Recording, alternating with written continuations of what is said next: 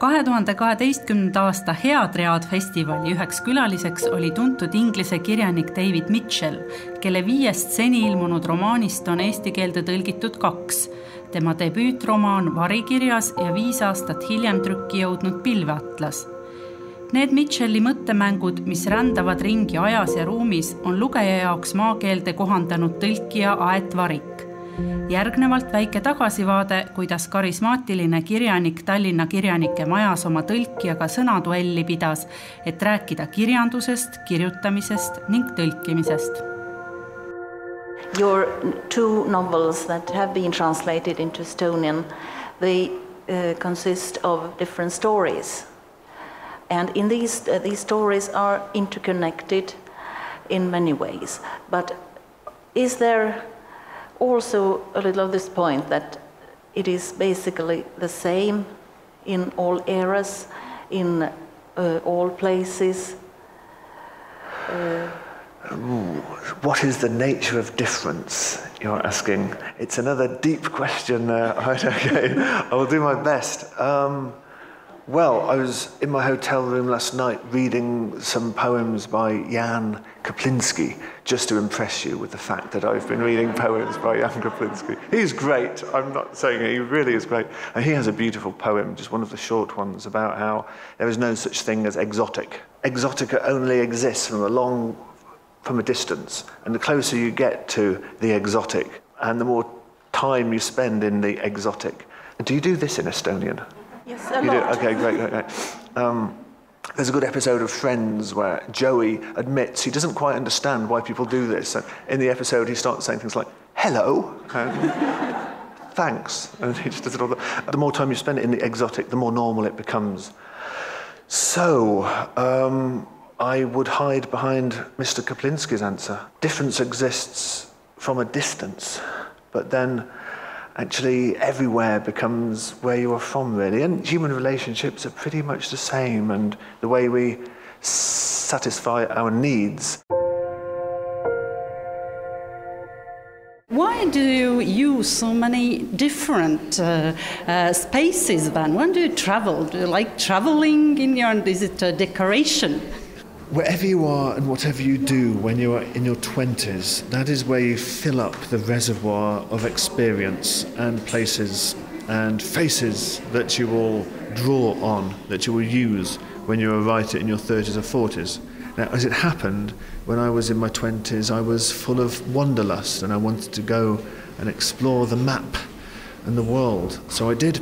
And so what I have in my reservoir is a lot of experiences from other countries, so naturally I draw on them. As I get older, I now need to replace it with newer material, and now I'm a dad, I can't travel so much, and I'm a little bit more rooted, and that's good as well, but certainly in my earlier books they move around a lot, because I moved around a lot. Of course. And were you a backpacker as well? Oh, I was a smelly backpacker, yes. My socks were disgusting. Did you go to Mongolia? Yeah, I did, yeah. And all these names that you use were in Mongolian names. You said that you don't have any Mongolian translators yet. Are they real ones? I get them from the Lonely Planet guidebook. It's good to use. These days, of course, you can use the internet, but I wrote those 2 books in the pre-internet age, really. So, yeah, my resources were more limited, and the Lonely Planet guidebook, I just picked out the names like that. It was that simple. I don't know if you remember, but you emailed me, that was a couple of years ago, and asked for an Estonian name. I did. For an Estonian seaman.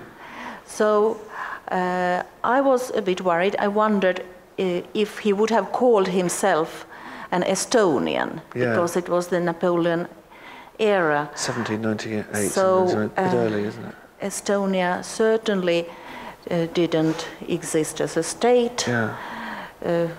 Might have as a word or idea. Yeah. Anyway, I think I communicated my doubts also, and a name. You did. And then I was very excited when opening the book. And sorry to say, there was no name, but there was a leg. There was a leg, but at least the leg appears in a very crucial moment for in the something, book. yeah. Apologise for your missing Estonian. I think I mentioned he's Estonian though, don't I? Yeah, thank you. Even if I lost his name. It's just the novel was getting so big. I mean, it's already a monster. My novels always are monsters, and I wish I could write little short ones like certain well-known English writers do, who I won't mention. And they publish them every 18 months, and everybody loves them, and they get paid every 18 months, and I don't. I get paid every 4 years, and like, the children are starving because my books are so big. Other thing about this story and the information you kindly gave, a big advantage of being a writer in the age of the internet and email are my translators. I've got a small number of language experts all around the world who are beautifully bilingual, and they know how my mind works because they've been inside it for many months. And I can just email them with questions. My French translator is great. I don't really speak French, but I like to pretend I can in my books a bit. So I send him the information, and he emails me back just male, female, what social class, what educational level. And I don't know how people did this before the age of the internet. Well, they probably didn't. I'm glad the leg is there. There'll be more Estonians in my next book, so I'll be emailing. Yeah, and there is an again. Estonian in your short story called A Massive Rat. Yeah, you looked that up, didn't you? Thank you. That's set in 2008, when there were many, many Estonians in Ireland. Probably after the Polish, the Estonians were the number 2 group. So I've met a few of you before and always had a very positive impression. So please like me, because I like you.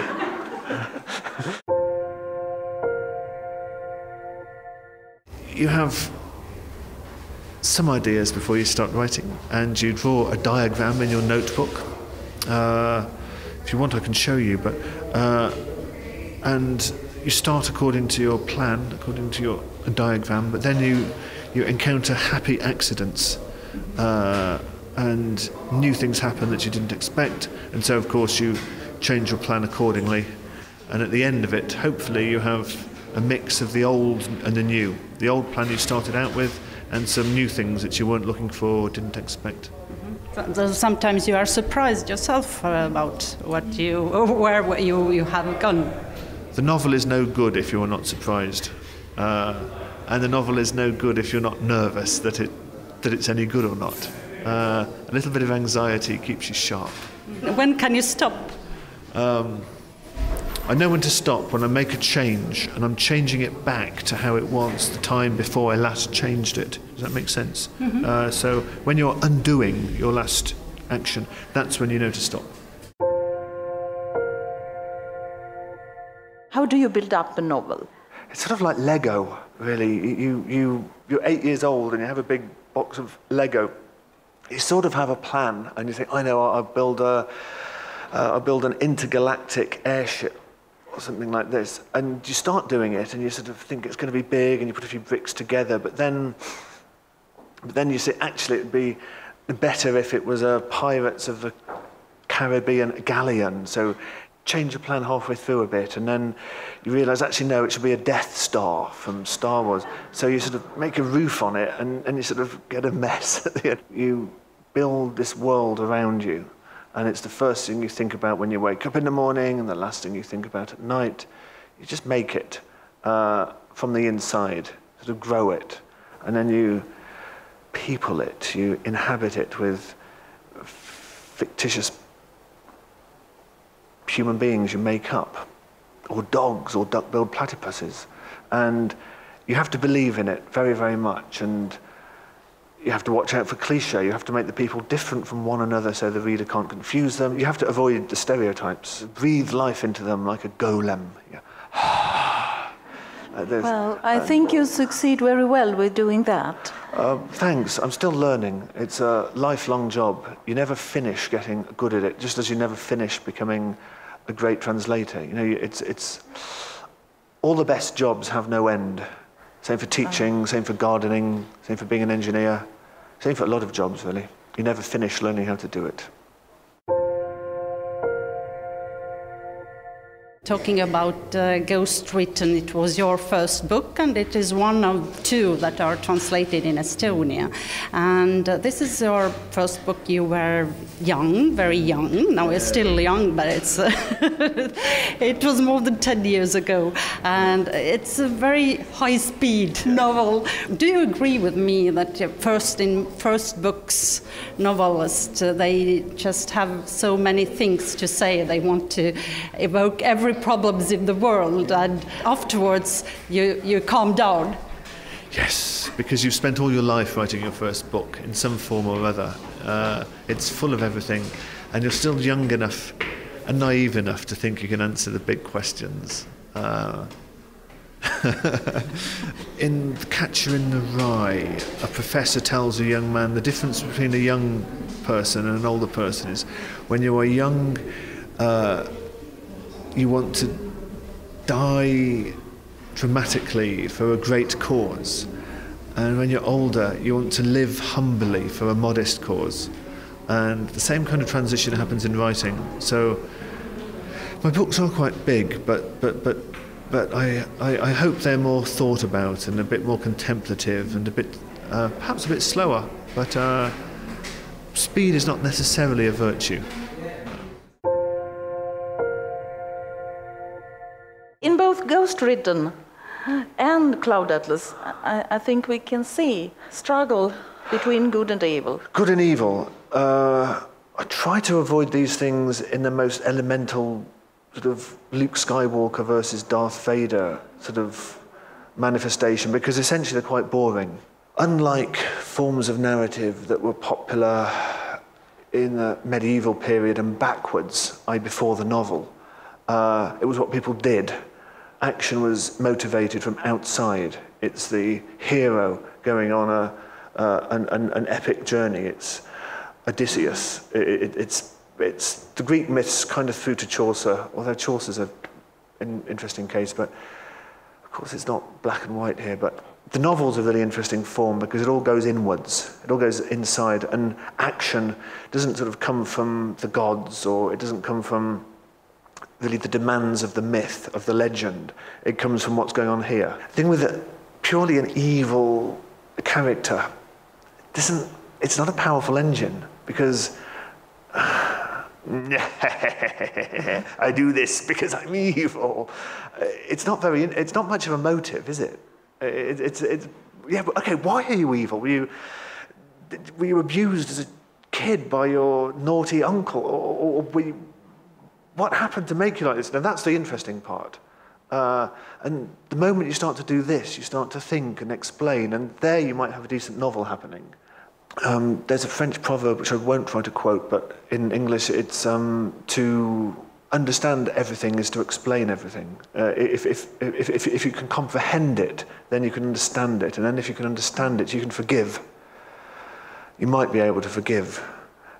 Alexander Solzhenitsyn said something interesting about evil in the Gulag Archipelago when he's just talking about how he was at university and the recruiters for the KGB came to his university campus and they said, "Hey guys, young Russians, would any of you like to join the KGB? Good life, good pension, da-di-da-di-da."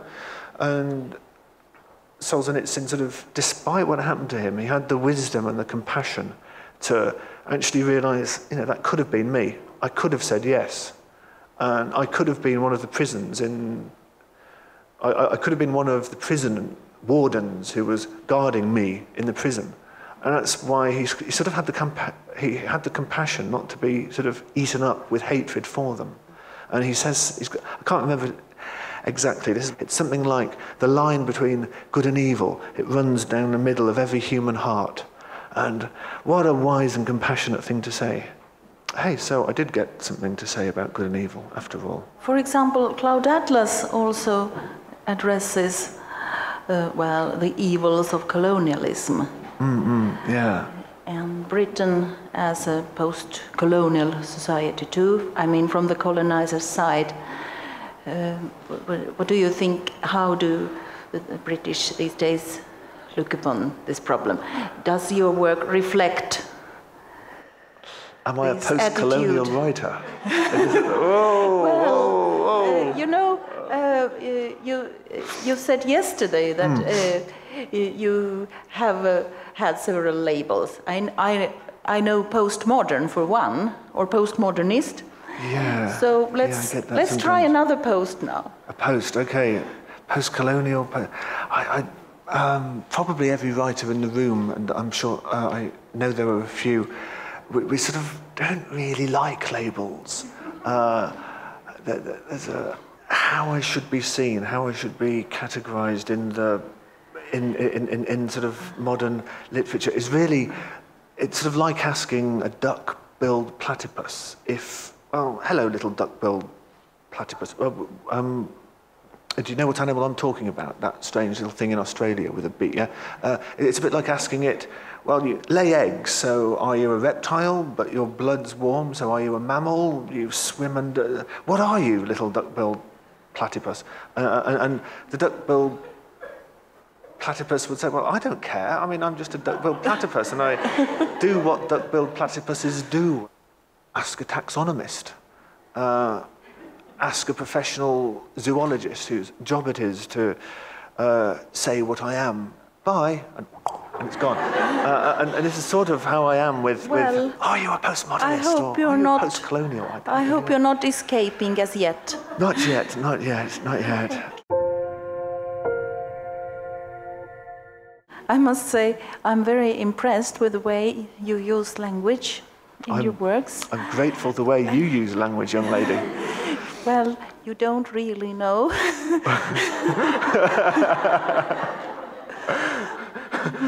The question is still coming. Okay. This is actually slow-motion verbal kung fu that you're watching here, lady. She just... Strike back. Right, strike back. Is there some special method you use with language? How do you find words, or do you feel sometimes they just come to you and the text takes over? Writers do like to say that because it makes them sound more mysterious. They like to say, yes, the voices come through me, and it's not really like that. It's just hard work. It's enjoyable hard work. It's sort of a battle against the blank page or the blank laptop screen. It's sort of like the Higgs boson particle. You've got nothing, and then you have to bring a universe into existence. That's a useful metaphor, and it's not mystical. See, when I translate your text, people guess that must have been very difficult. But of course, I have to be inventive in many cases. But at the same time, I feel that it's a text that really takes me with it. I'm really happy to hear that. I would hate to bore you. After all those months of work you put in, I'd just be... It really flows. Thank you. I don't really have to be careful giving too much information. I think you are quite clear in your relation to the characters, for example, or So, what do you think of clarity? How much space should you leave to the reader's imagination? Yeah, I really know what you mean. How much do you need to tell and show, and how much nothing should you put in your book? I think about that a lot, and the spaces, and you sometimes read books that are so full of detail and description, it's like indigestion. You need an antacid to digest the book. Well, in fact, you stop reading it, there's too much detail. And that is I think that's a literary sin. You mustn't put too much detail in, that's a problem. I suppose the short answer is just enough. But how do you know what just enough is? When I was, I'm 42, I'm probably old enough to talk about someone in his late 20s as a kid now, but speaking about myself, when I was a kid, I didn't think about this, and I just sort of wrote much more instinctively and intuitively than I can right now. And I think as you go into middle age as as an artist, I think in any form, you're sort of this intuitive faculty you have when you're younger, just because you're 28 and the world is yours and you're immortal and you're surfing on the zeitgeist and zoom, you don't have to think about this stuff. You don't have any technique, but you don't need it at that point. You just have intuition. I didn't think about it, but I think, thank heavens, by chance, I got a level of detail right, just about up to and including this book.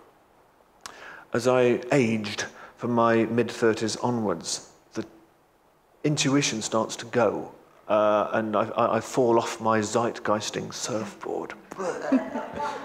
And you have to replace it with technique. And when you replace it with technique, then you hit this problem a lot. I suppose I'm guided by my preferences as a reader. And as a reader, I want I want just enough. I want 3 or 4 sentences about a character, 3 or 4 sentences about a room. But there's some great writers. They do it in less than that. And I'm still trying to work out how they do it. There is an important principle. Space is important in art. It's important in music. Sometimes you hear a piano recital, especially something quite busy like Mozart or Scarlatti or someone. And all the notes are perfect and it's played brilliantly, but the spaces are wrong. In a weird way, the same thing happens in writing as well. You've got to think about the spaces, what you don't show and what you don't tell. Your books are translated in very many languages and also in Estonian. Are the translators a little bit like ghostwriters? Yes, they are. I've done a bit of translation myself, and that is a noble art. My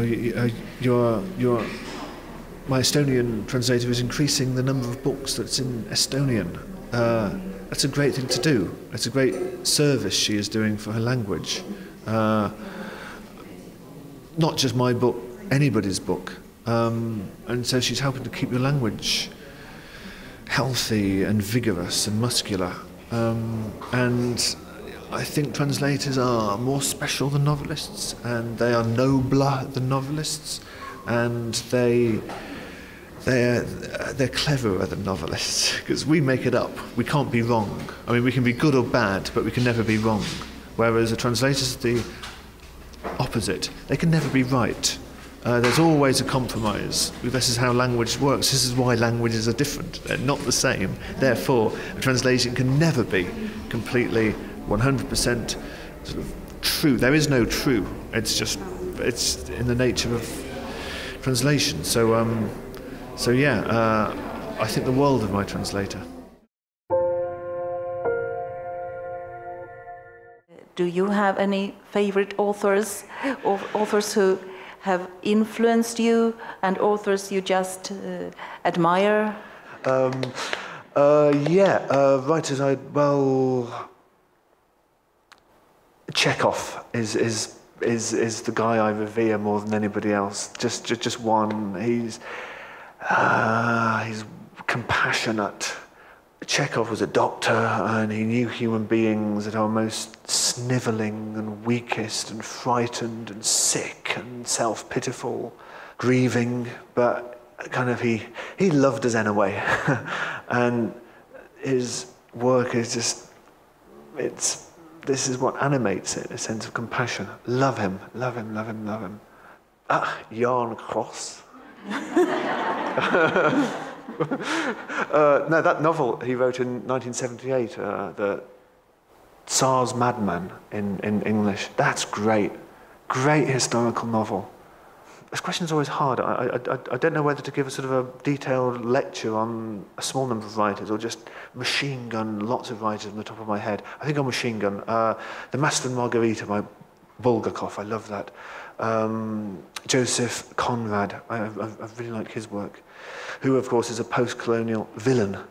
I think every writer has a small number of writers he or she read as a kid, and they're quite sort of influential, you could say, because they made you burn to do to other people what those writers did to you.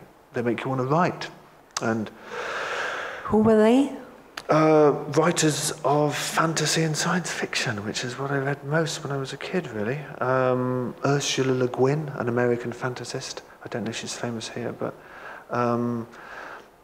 Tolkien, C.S. Lewis, you know, these makers of imaginary worlds.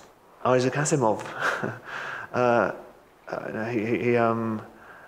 His female characters are absolutely awful. And he wrote very two-dimensional male characters as well, but the idea element is strong, and the fact he believed in his world so very much kind of makes up for maybe some areas of his writing where he was not so gifted. And actually, that's what every writer does with every single book. If it's a made-up imaginary Game of Thrones kind of world or not, if it's about your world now, if it's a completely realist book, you're still inventing a universe and creating it from nothing. It might look a bit more like the one outside the door, but you're still making it yourself. So that spell, that hunger, never really goes as long as you're able to write. Maybe if it goes, that's when you can no longer write. But I hope that doesn't happen to me, because I can't earn a living doing anything else apart from this. Would you give me a job? Really? I mean, I wouldn't if I were you. I would be very good at it. So I hope it's writing. So I sort of, need to think about how I can keep doing this forever. At least until I die. Yes. Whichever is sooner. Well, we hope that you will keep on writing. I'll do my best. Certainly. Thank you. Thank you. I'll do my best.